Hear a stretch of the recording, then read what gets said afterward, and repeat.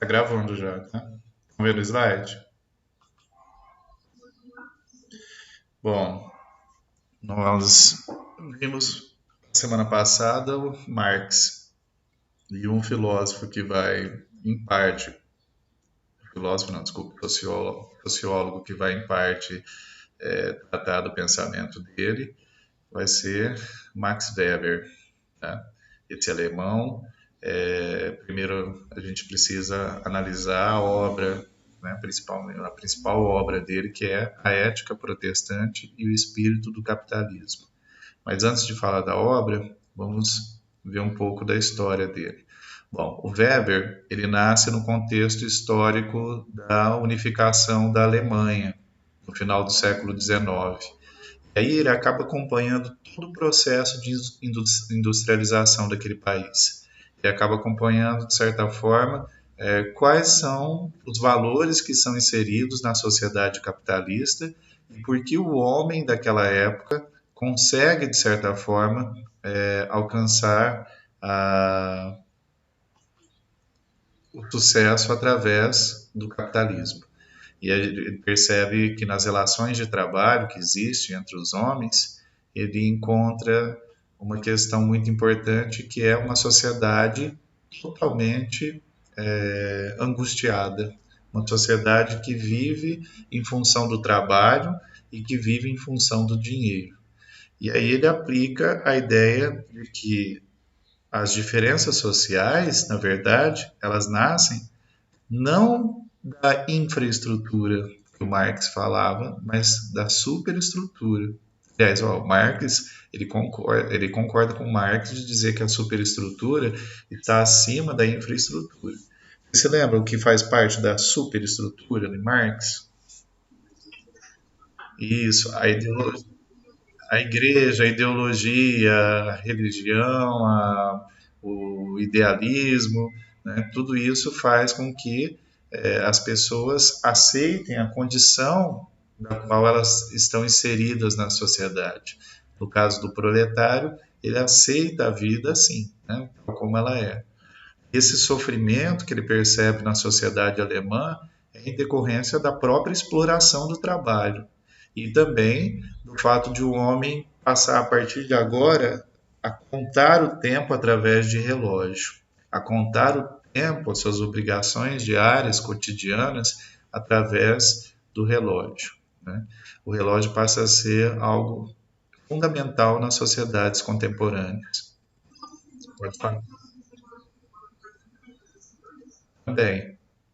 O Fordismo nasce, né, é a primeira etapa de linha de montagem que nasce na sociedade industrial. Depois a gente vai ter outras. Mas não é só em função do Fordismo em si, mas em função de o proletário não ter tempo para tempo para viver, né? Tempo de vida, ócio, né? O ócio é muito mal visto na sociedade industrial. Já era na sociedade capitalista quando o comércio no século XVI se desenvolveu, né? E aí ele vem falar sobre a ação social. O que é uma ação social? A ação social é a conduta humana dotada de sentido. O sentido motiva a ação individual. A ação social é qualquer ação que o indivíduo faz orientando-se pela ação de outros. Então, por exemplo, percebe-se que o trabalho não é algo inventado por ninguém, é algo que já existia nas sociedades anteriores. Quando nós nascemos no contexto da Revolução Industrial, nós já aceitamos aquilo como natural, né? Então, existem várias ações sociais, a gente vai ver os tipos de ação social que o Weber nos traz. Então, vamos lá. Existem as ações sociais racionais e a ação social irracional. As ações sociais racionais, elas têm relação a fins, né? Elas têm um objetivo. E o objetivo de tudo, para tudo que o homem faz nesse processo, ele busca um objetivo. Quero trabalhar para ganhar dinheiro. Quero rezar para alcançar o reino dos céus. quero fazer ginástica porque meu intuito é emagrecer. Então, essa ação social, ela tem relação a fins, ou seja, ela tem objetivos. O outro tipo de ação social racional é com relação a valores, né? Então, as pessoas agem de modo específico como quem necessita ser reconhecido moralmente. Então, as pessoas que agem com responsabilidade, agem com caráter, agem com honestidade, são pessoas que estão inseridas no modo de produção capitalista e que buscam, acima de qualquer coisa, esses tipos de valores. Isso existe até os dias de hoje. Muitos parentes de vocês falam às vezes: Nossa, eu tenho muito orgulho do que eu faço porque eu sempre fui honesto. Tudo que eu consegui foi com honestidade. Tudo que eu consegui foi dentro da moral, com caráter. Então, esse tipo de ação racional com relação a valores, ela existe na nossa sociedade até os dias de hoje. Outra ação social são as ações irracionais. E aí a gente tem ação irracional social afetiva, né, que é aquela que ela é irracional porque ela não busca um objetivo específico. Então, presentear alguém na data do aniversário, expressar afeto, né, falando de declarações de amor ou qualquer coisa parecida. Outra ação social irracional é a chamada tradicional, né? E um exemplo disso é a maneira que a gente encontra para se vestir. Por que ela é tradicional? Você não consegue ir contra ela. Ninguém aqui lança moda. A moda é bem lançada, né, de cima para baixo e nós acolhemos, né, esse tipo de ação social. Ninguém inventa uma culinária diferente, ninguém vai fazer, né, abobrinha com açúcar. Você sempre vai tentar o máximo, fazer o máximo possível para seguir as tradições, né? Ele coloca que existem inúmeros exemplos de ação social. A ação de estudar, trabalhar, ser consumista, escrever, rezar, etc. Aí vamos falar sobre a obra dele, né? A Ética Protestante e o Espírito do Capitalismo. Antes de falar antes de mais nada, eu gostaria que vocês se lembrassem que as religiões protestantes nasceram para enfrentar a igreja Católica.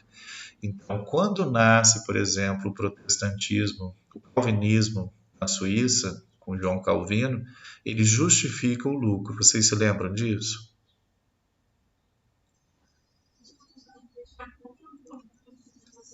E contra a usura, né? A usura é você emprestar dinheiro a juros ou qualquer coisa parecida. A igreja condenava.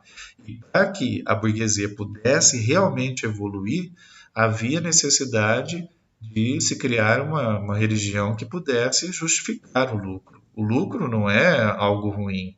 O lucro nada mais é do que fruto do trabalho, né? Então, se o burguês lucra, é porque ele soa a camisa, né? Sua a camisa. Então, o trabalho começa a ser mais valorizado no século XVI, porque antes disso, não sei se vocês se lembram, as pessoas davam muito valor ao ócio na Idade Média, por exemplo. Quem era rico era quem não trabalhava, e quem não trabalhava era bem visto. Até mesmo, eu sempre uso nas minhas aulas de história o exemplo de que pessoas que eram gordas e pessoas que eram brancas eram nobres. Era um sinal de nobreza. Se você é branco é porque você não toma sol, né? Então é sinal de que você não trabalha. Isso era status. Quanto mais branco você fosse, mais nobre você era. Assim como ser mais gordinho, né? Se você tinha gorduras acumuladas, era porque você tinha dinheiro para comer. Isso era um status. Todo mundo fala isso, essa piadinha. Então, eu ia ser, então, não é ninguém. Essa ideia de ócio muda na Idade Moderna, o homem passa a valorizar o trabalho, dá um novo espírito para o trabalho. E eu queria que vocês não se lembrassem da ética protestante só como sendo uma cópia do pensamento de João Calvino. A ética protestante ela vai além disso, né?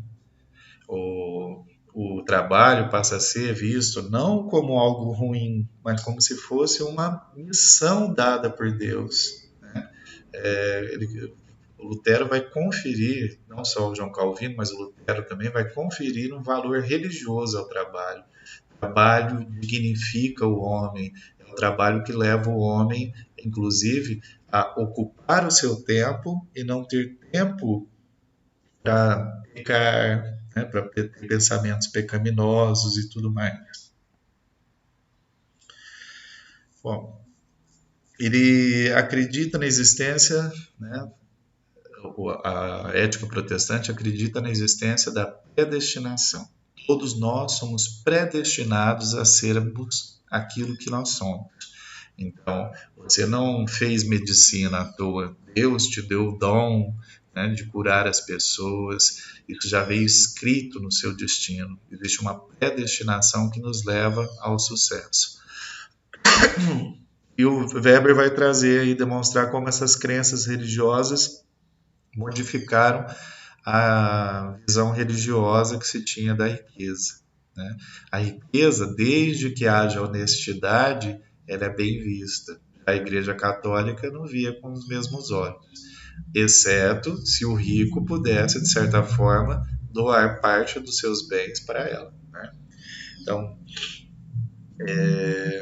dedicação à família, ao esporte, às artes, é uma grande besteira na ética protestante. O que você tem de fazer para ganhar o reino dos céus é trabalhar. O que você tem de fazer para ganhar o reino dos céus é ser um bom pai. E ser um bom pai na época não significava aquele que cuidava dos filhos, que chegava em casa e perguntava como foi o dia da escola. O homem que ganhava o reino dos céus na época era um homem que tinha que sustentar a família, honrava, né, as calças que usava. E sustentar a família era o básico, né? Inclusive os homens nessa época podiam ter amantes, eles podiam dar para a mulher a responsabilidade de cuidar das crianças, era dela a responsabilidade. Haja vista aí as sociedades mais conservadoras que nós temos é a sociedade norte-americana, né, que é quase que 100% calvinista. Vocês se lembram que quando Elizabeth I assume o poder na Inglaterra, ela coloca o anglicanismo como religião oficial do Estado e manda os calvinistas para a América. Se lembram disso? Foi.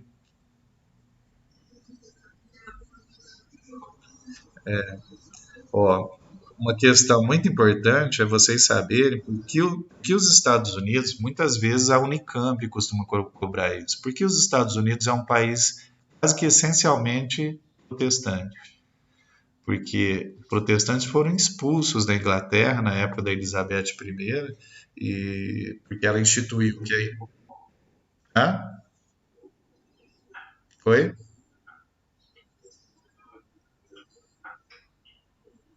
Isso, o objetivo era não perder aquele território, então ela encontrou uma desculpa. Quem não é da religião do meu pai, eu não vou expulsar da Inglaterra, mas vocês estão convidados a ir para outro lugar. E aí eles vão, né? Eles aceitam.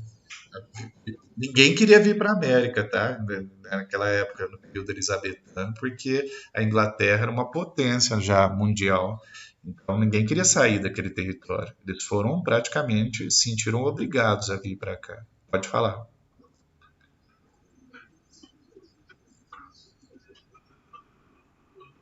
Isso. O, de nada. De nothing, em inglês. O Weber, na Ética Protestante, traz algumas questões aí. Ó. Então, o argumento central da obra, A Religião Protestante, aplaude o sucesso individual. Aqui nós podemos ver que muitas religiões protestantes fazem questão de dar essa, de trazer esse pensamento.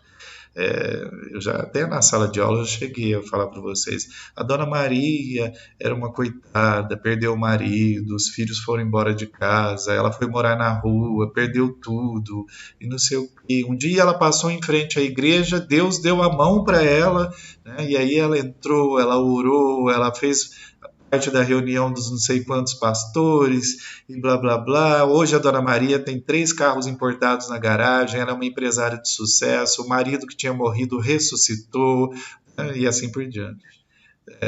Aquela falsa ideia, né, aquela falsa promessa de que Deus pega na sua mão individualmente. Deus, né, está com você como sendo como se você fosse único, exclusivo. Né? Assim como as pessoas que podem ir à missa e chegar em casa e dizer: Deus conversou comigo hoje na missa. A missa parece que foi para mim e assim por diante. Né? O espírito capitalista passa a fazer parte desse pensamento religioso. O espírito empreendedor passa a ser bem visto. Ao contrário da Igreja Católica, que culpa os homens pelo sucesso. Né? O sucesso nada mais é do que não uma conquista humana, mas um mérito que é dado por Deus. E os protestantes, o mérito do sucesso é do indivíduo. Né? O indivíduo é que escolhe, ele pode tudo, né? Você pode tudo. É aula, parecendo aula de autoajuda. Acabou. Negócio lá.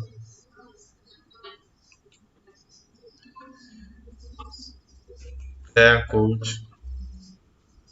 Peraí, só dar uma olhadinha aqui.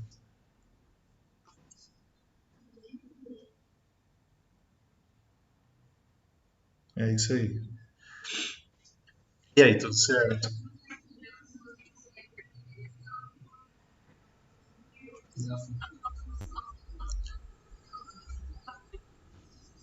Uhum. Perdi não. Mas vocês têm um tempinho aí para entre uma aula e outra. Né? Alguma dúvida, pessoal? Então falou. Ah, meu Deus do céu. Essa aula está sendo gravada. Não vou cortar. Não, não sei, acho que não tem não tem uma receita. Não. É. Calma, espera. Daqui uns 20 anos. Uns 20 anos você acha o príncipe encantado.